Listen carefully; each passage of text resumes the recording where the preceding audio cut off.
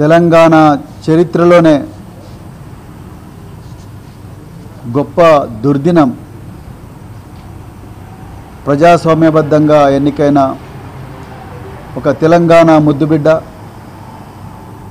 Huzurabad MLA పాడి కౌశిక్ రెడ్డి గారి మీద పట్టపగలే పోలీసులందరూ చూస్తుండగానే వందల మంది దుండగులు షేర్లింగంపల్లి ఎమ్మెల్యే అరికెపూడి గాంధీ నాయకత్వంలో కొండాపూర్లో ఒక గేటెడ్ కమ్యూనిటీలో ఉన్న కౌశిక్ రెడ్డి గారి నివాసం మీద దాడి చేసి ఆయన్ను చంపడానికి ప్రయత్నం చేసిండ్రు.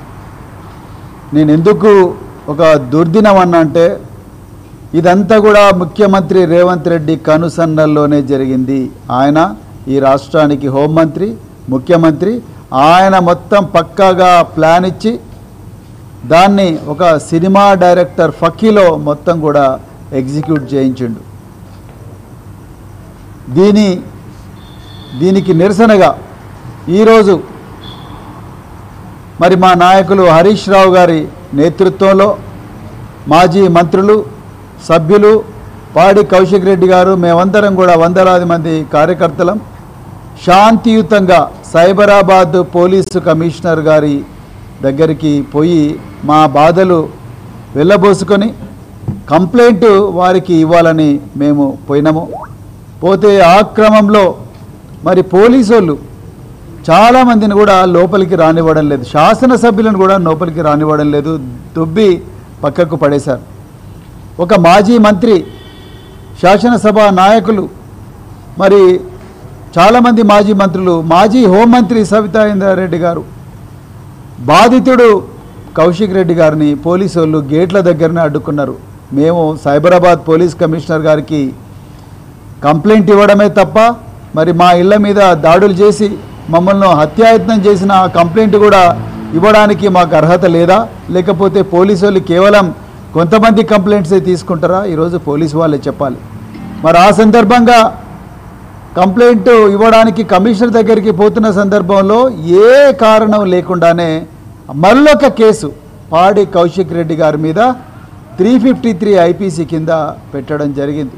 దీన్ని పూర్తిగా బీఆర్ఎస్ పార్టీ ఖండిస్తున్నది.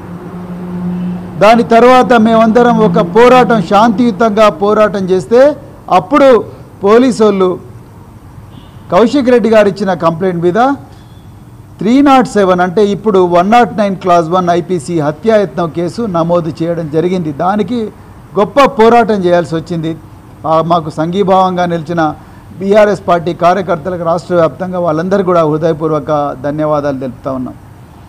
మరి ఆ సందర్భంగా నేను, కౌశిక్ రెడ్డి గారు, మేము డీసీపీ దగ్గరికి పోయి ఈ కేసు రిజిస్టర్ చేస్తున్న సమయంలో సైబరాబాద్ పోలీస్ కమిషనర్ ఆఫీసులో పోరాటం చేస్తున్న, శాంతియుతంగా పోరాటం చేస్తున్న మా నాయకులందరినీ కూడా దౌర్జన్యంగా కుళ్ళబొడుస్తూ, పిడిగుద్దులు గుద్దుతూ వాళ్ళందరినీ కూడా మరి వెహికల్స్లో పోలీసు వాళ్ళు అరెస్ట్ చేసి అక్కడి నుండి ఎవరికీ చెప్పకుండా, నార్మల్గా పోలీసు వాళ్ళు అరెస్ట్ చేస్తే ఒక పోలీస్ స్టేషన్ దగ్గరికి పోయి అక్కడి నుంచి వదిలేస్తారు. కానీ మేము శాంతియుతంగా మా సమ్మెను విరమిస్తాము అని చెప్పి, నిరసనను విరమిస్తామని చెప్తున్నప్పటికీ కూడా వినకుండా ముఖ్యమంత్రి ఆదేశాలతోని మరి పోలీసు వాళ్ళందరూ కలిసి 3 బస్సుల్లో ఎవరికీ తెలియని రహస్య ప్రాంతాలకు, అటవీ ప్రాంతాలకు మమ్మల్ని తరలించారు. దాంట్లో మాజీ మంత్రులు ఉన్నారు, మాజీ ఎమ్మెల్యేలు ఉన్నారు, శాసనసభ నాయకులు ఉన్నారు, అదేవిధంగా శాసన మండలిలో ప్రతిపక్ష నాయకులు మధుసూదనాచారి గారు కూడా ఉన్నారు. మరి వాళ్ళందరినీ ఎవరికీ తెలియని ప్రాంతాల లోపలికి తీసుకుపోయి వాళ్ళ ప్రాణాలకు ప్రమాదం ఉంది అని తెలుసుకున్న తెలంగాణ ప్రజలు, బీఆర్ఎస్ నాయకులు పోలీసు వాహనాలకు అడ్డం వచ్చిండ్రు. ఈ నాయకులను కాపాడుకున్నారు. హరీష్ రావు గారికి భుజానికి గాయం కూడా అయ్యింది. వారు చేయి తిప్పలేని స్థితిలో ఉన్నారు. ఇవాళ మరి వాళ్ళు ఏ పాపం చేసిండ్రని చెప్పి ఇవాళ వాళ్ళను రకరకాల పోలీస్ స్టేషన్లు తిప్పిండ్రు. ఉగ్రవాదులా వీళ్ళేమన్నా, లేకపోతే ఏం పాపం చేసిండ్రు?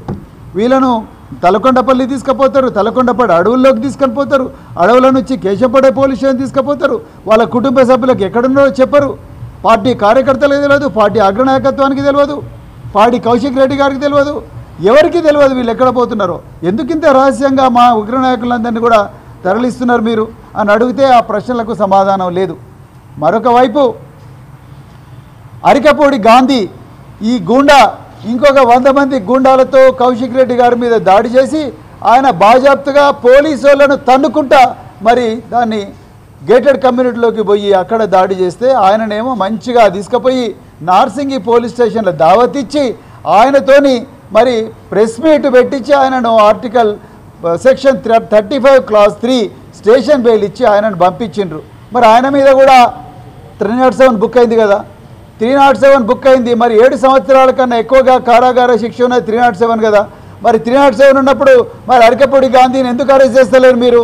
అరికపూడి గాంధీని అరెస్ట్ చేస్తలేరు కానీ మా నాయకులు హరీష్ రావు గారు, ప్రశాంత్ రెడ్డి, పల్లా రాజేశ్వర్ రెడ్డి, సబితా ఇంద్రారెడ్డి వీళ్ళందరినీ మాత్రం ఇలా మీరు అరెస్ట్ చేసిండ్రు. గంగుల కమలాకర్ వీళ్ళందరినీ అరెస్ట్ చేసిండ్రు.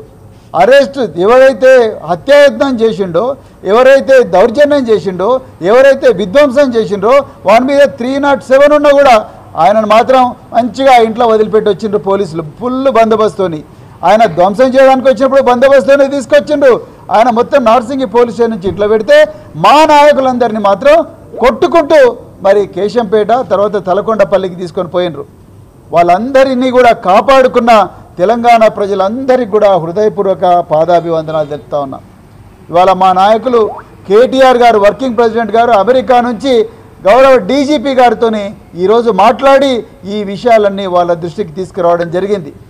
మరి ఒకవైపు నిందితుడు ఎవరైతే ఉన్నారో, దుర్మార్గుడు ఎవరైతే ఉన్నారో ఆయనకు మాత్రం పోలీసులు రక్షణ ఇస్తున్నారు, మా వాళ్ళను మాత్రం అరెస్ట్ చేస్తున్నారని చెప్పేసి కేటీఆర్ గారు డీజీపీ గారిని ప్రశ్నించడం జరిగింది. అదేవిధంగా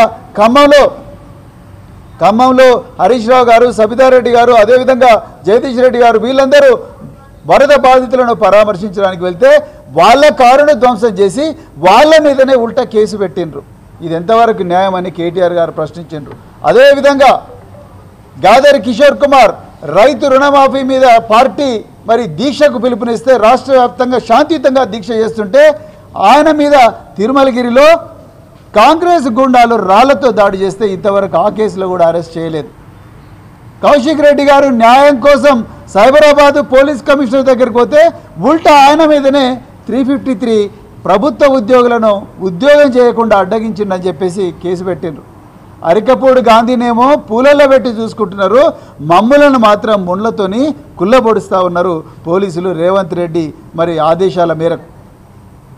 అందుకొరకు